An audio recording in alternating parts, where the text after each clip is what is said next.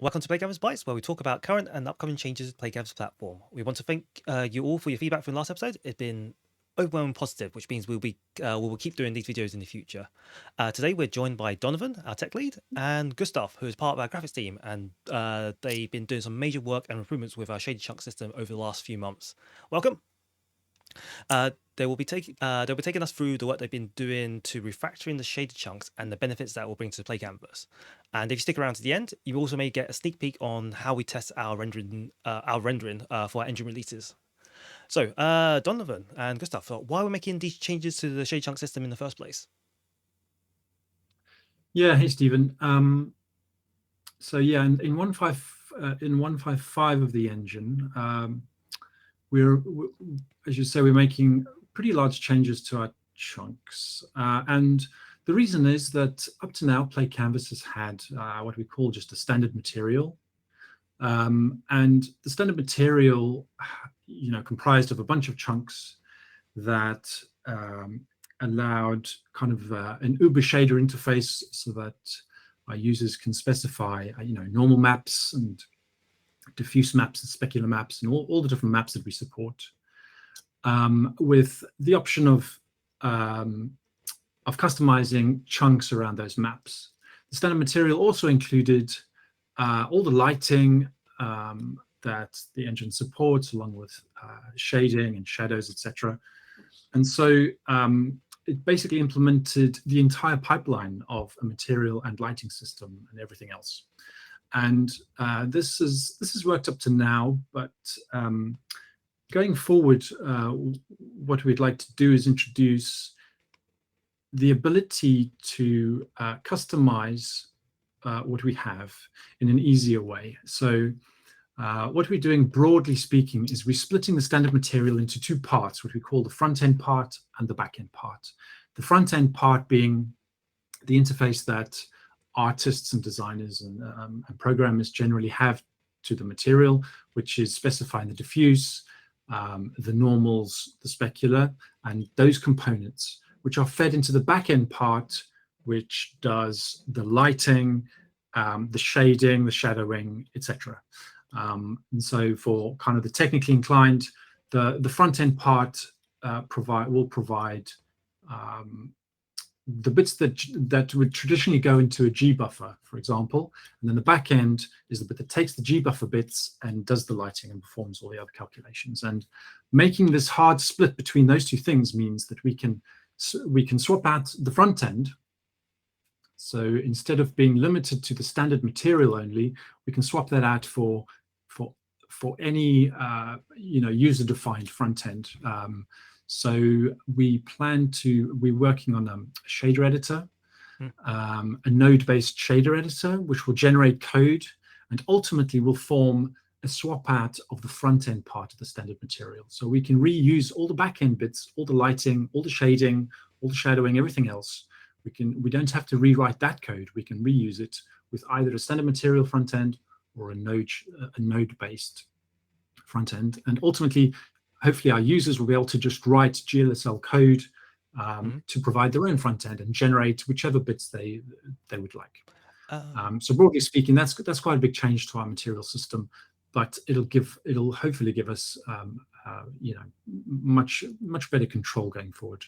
Can you give us an example what a front end shader would be like? So what kind of effect can you pull out of it just by changing the front end system? So one of the big advantages of something like a node-based shader editor is you can quite easily start to animate certain features of your material. So it's really useful. Standard material provides you a lot of support, for standard industry lighting and material effects, but it doesn't allow you to animate those effects at all. Over time, you can't change the color of objects easily with something like a standard material. So with a custom front end, because you have full control over the normals, you could be generating those in real time. You can perform animation effects, for example, sea and water animating effects, much more easily. Gotcha. You can also do things like control shading effects as well. if you want to make a toon shader, for example, you can just control that with the front end part, and you can leave the back end part as it is because it's doing all the physically based rendering for you. Okay. With the toon shader, doesn't that affect lighting though? Because you get like different shades of it. So, how would that work in theory? Yeah, you would need to have some kind of post effect as well to take care of color bands. So you would just basically bucket them and basically create banding. But for the kind of input to the backend, you could modify your inputs in a way such that like to get that effect. For example, right? That's one of the ways to do it. Okay, cool. So, for example, would you be sending things like normal data to help with the banding, or would it be more like diffuse color, etc.? Yeah, well, I mean, any kind of manipulation you can do to the data, you can do in the front end to kind of just get it right. Oh, I see. Because Okay. even a toon shader would might use at least physically based rendering in the back end. It's just that the parameters you send to it kind of controls for that. Gotcha. So Okay, yeah. that sounds really cool. Because you've also been working on some of the glTF extensions recently, haven't you? Can you tell us a little bit more about that? Yeah, so we're kind of working towards getting full glTF compliance, which means that we're working towards supporting all the extensions. So I'm working on the material specular part and discovered a bunch of inconsistencies that we have that I'm trying to work on. But we also want to support, for example, the sheen material properties, volume properties, and there's actually an extension for doing instancing from the glTF itself as well. So kind of hopefully by the end of the year, I guess we hope so. We'll have all these extensions in, and we'll have kind of full glTF compliance in the engine, which is really cool. Cool, that sounds really awesome. Are there any other advantages for us doing this work that you've mentioned beyond? You haven't mentioned at the moment. So you mentioned shader graph, glTF extensions, standardization as well. Any other advantages that we haven't mentioned yet? Or is that that's the like main priorities at the moment? Those are the priorities. In the process, we are trying to standardize a little bit the structure of the chunks. And ultimately, what we plan to do is keep the front-end chunks, the chunks that formed part of the front end of the standard material. We're going to try and change those as little as possible. In 155, we've made a few breaking changes there that we'll be documenting. And in the debug build of the engine, we'll be spitting out warning messages saying that the API for this chunk has changed. Please go and check. Ultimately, though, the back end is where most of our work will be focused, and so you can expect changes to those chunks going forward. We'll always be documenting them, and with engine releases, we'll be specifying what's changed, etc. But application developers using PlayCanvas should just be aware that back-end changes are in flux and will remain in flux in order for us to add the features that Gustav is going to be working on. The more advanced effects that glTF extensions give us. But in the process, we are going to be standardizing, hopefully, the data flow in our shaders between the front and the back end. Gotcha. And I vaguely remember seeing a versioning of shaded chunks in the PRs. How would that work with the 1.55 release and in the future? Yeah, so that forms part of our this warning system I mentioned before. When we update the API of a chunk, meaning we change the function name or the parameters to the function, because generally a chunk specifies a function that performs some operation in the pipeline. If we change that, then internally we'll flag the engine version that we changed it at. And then application developers, when they're providing chunks to the engine, when they're overriding chunks, they need to specify which API they're overriding, and those two will be checked. And so if you conform to the engine's API 155 and the chunk has been overridden in 156, you'll get a warning message saying that your API needs updating. And they do that by just specifying a member of the chunks object that you use for overriding. It's called API version. Will they be able to fall back to an old API in a new release, or would that be more of like a way of giving developers more information about what's changed? So it's mostly informatorial. We don't do anything other than warn on older versions and newer versions. Okay, cool. Okay, on that note, you mentioned this is going out with 1.55. This is the main refactor. So just let everyone know, 1.55 is our next minor release, and with that, it means that there'll be a newsletter that'll be sent out. It'll go into a release candidate for the editor, and I think we're planning like 2 weeks for it to stay in release candidate for people to check ahead and test 1.55 against their current projects. So who are likely to be affected by this? So which projects, which developers will be affected by this release of 1.51? 55, not 1.51. Yeah, mostly the applications and developers that have been overriding chunks for sure. If your apps haven't been overriding chunks, there should be very little change. Okay. As I say, run in debug build, because that's the only place you get warning messages in the console. Okay. And so that'd be like pretty much anyone that's like overriding a chunk will probably be affected by this change. And you mentioned documentation. Where would this like documentation be? Would it be part of the PR, part of the release, or? So it's currently is documented in the PR, and we're busy discussing where to collate those changes.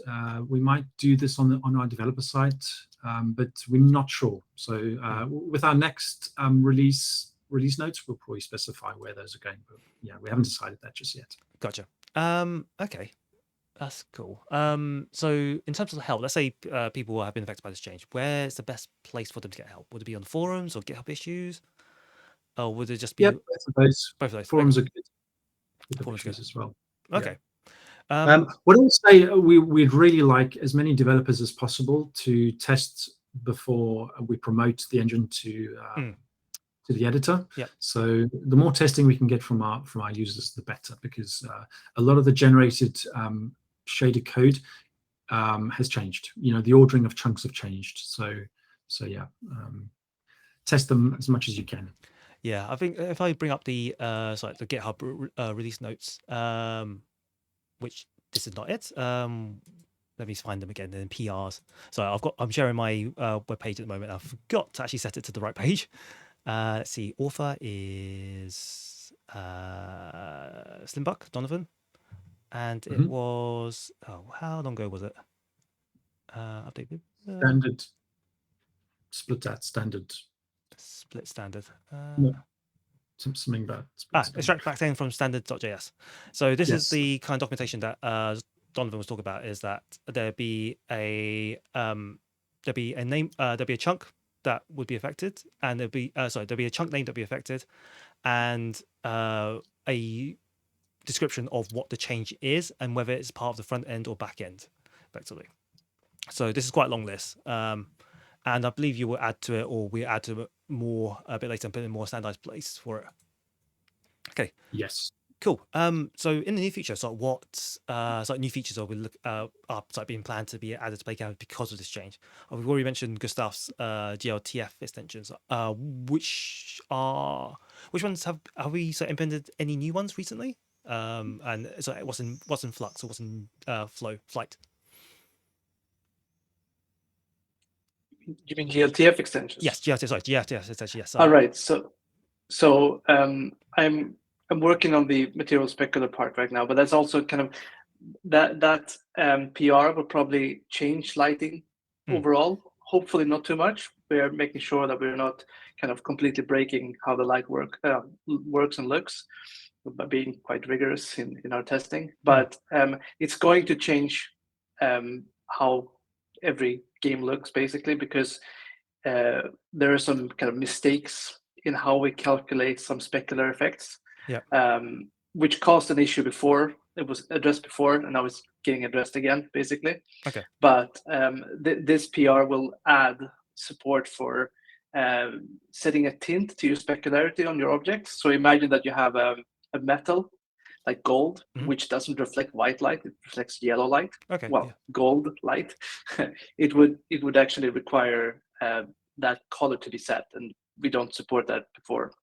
We will support that in this PR, and then there will be another PR which supports index of reflection. So you basically are able to set refraction on like your refraction factor. Yeah. If you remember high school physics or optics, you might remember that you set a index of reflection parameter, or you have an index of reflection value Yeah. for every medium light passes through, which describes how much the refracted vector bends, Mm. basically, or the light bends.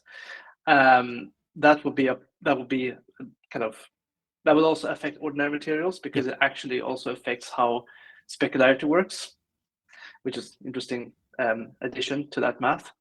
And then we will add support for sheen, and this is certain materials like fabrics primarily. When you're looking at it at grazing angles, you would have color, like a specific color in that reflection. Yep. So they absorb light just like a metal would, but it's not a metal. And that factor, that effect, the sheen effect, is something we will add to, so you can have more realistic looking fabrics, sofa, clothes. I guess is the kind of going with the most prevalent thing to look at. Yeah, there's a bunch of other glTF extensions as well that I can't just remember off the top of my head, but these are the three ones I'm gonna have a look at in the near future. Awesome. So yeah, we have a library of glTFs we run through and just look at them. And as we're progressing, these will look this become more and more correct, more and more accurate according to the Chronos glTF viewer. So that's also kind of interesting to see. Sounds So great. we will basically just support more content in the future. Oh, that's good because a lot of us like developers are looking to like push more. I've been asking for a lot of extensions over time, so it'd be great to like get to that. What's it called? Parity. Okay, parity. Yeah. With the standard. And you mentioned like testing before. Could you like take us through like how we test rendering between like versions of the engine? Because that's something we've been improving over the last few releases. Yeah, sure. So I can screen share with you how it looks like. So we have a service called the What do we call it? the test. This is just a test server. Yeah,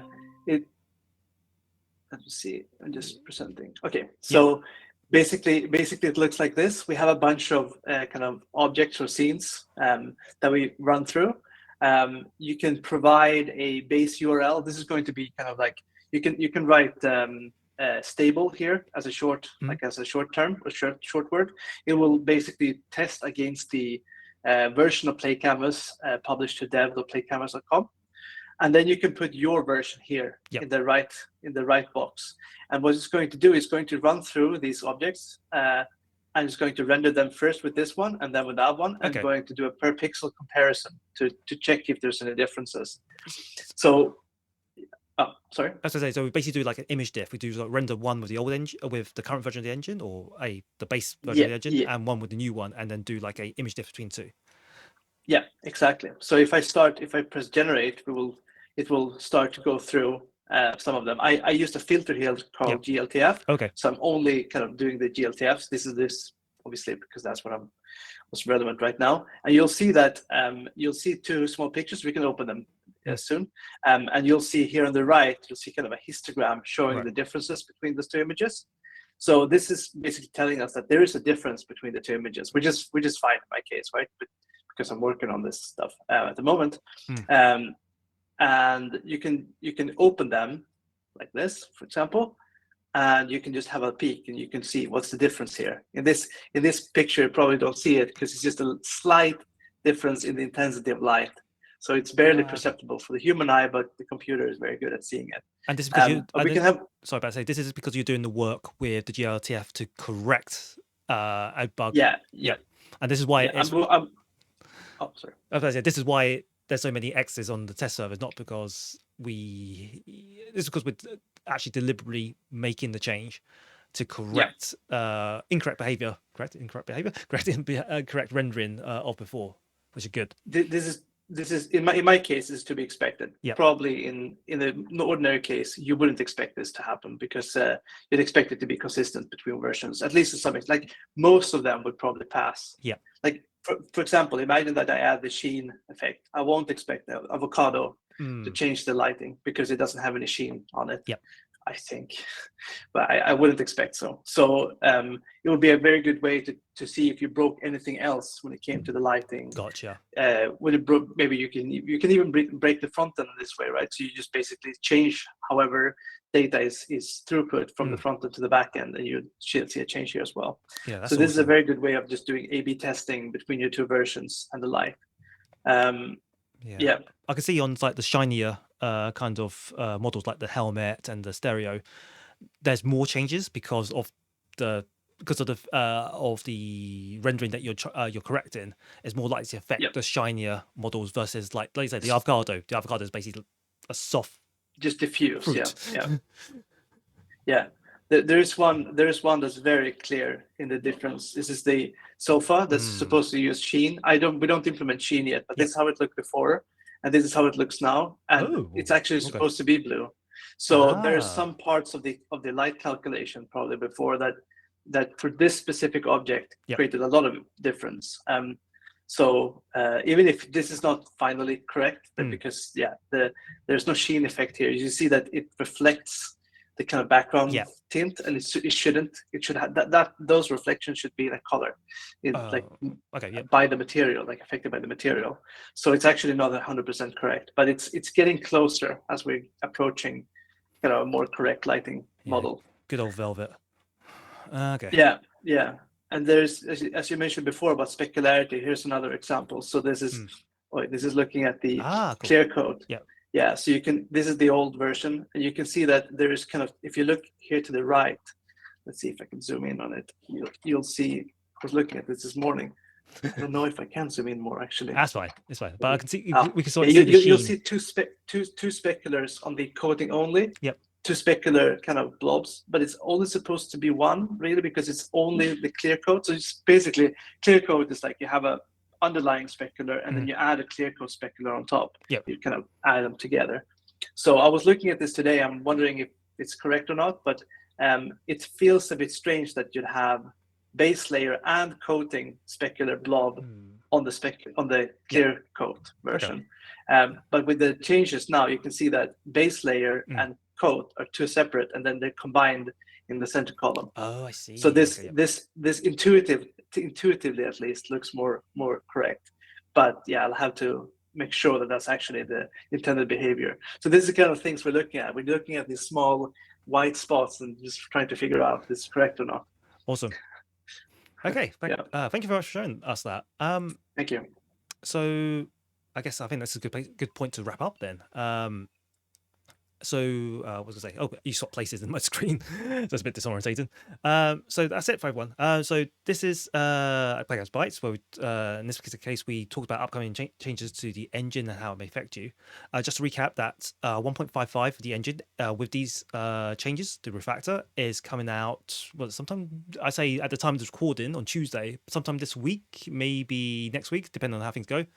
And then there'll be a 2-week period where it'll be in release candidate in the editor for people to test against. And of course, the PlayCanvas team, everyone here in this chat and the rest of the team will be on hand to help you with any issues that you come along the way. So please watch out for that newsletter and do test ahead, and we will help you as much as we can. Thank you very much for watching, and we'll see you next time. Bye. Thanks, Stephen. Bye. Cheers. Bye.